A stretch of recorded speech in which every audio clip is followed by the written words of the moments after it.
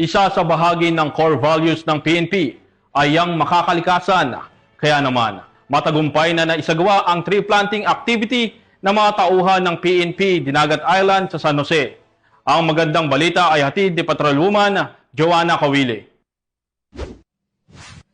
Nakisang mga pulis mula sa Dinagat Islands Police Provincial Office sa pangunguna ni Police Lieutenant Cristadel Goring ng WCPD sa isang tree growing activity bilang bahagi ng pagdiriwang ng ika-19 anibersaryo ng pagkakatatag ng probinsya ng Dinagat Islands. Ginanap ito sa IGN Yamashiro Nature Loop, Capitol Complex, Barangay 40, San Jose. Kasama sa aktibidad ang mga empleyado ng pamahalaang panlalawigan at mga kinatawan mula sa iba't ibang ahensya ng gobyerno. Layunin ng aktibidad na isulong hindi lang ang kapayapaan at kaayusan, kundi pati na rin ang pangangalaga sa kalikasan at kalusugan ng kapaligiran sa isla. Pagsapit ng alas 4 ng hapon, sabay-sabay nagtanim ng mga punla ang lahat ng kalahok. Ito ay simbolo ng kanilang pangakong aalagaan hindi lang ang mga tao, kundi pati na rin ang kalikasan ng Dinagat Islands. Ayon sa Dinagat PNP, hindi lang kami para sa seguridad at katahimikan, kundi para rin sa isang luntiang kinabukasan. Ang ganitong aktibidad ay patunay na ang PNP ay hindi lang tagapagpatupad ng batas, kundi katuwang din sa pangangalaga ng kalikasan para sa mas ligtas at mas masiglang komunidad.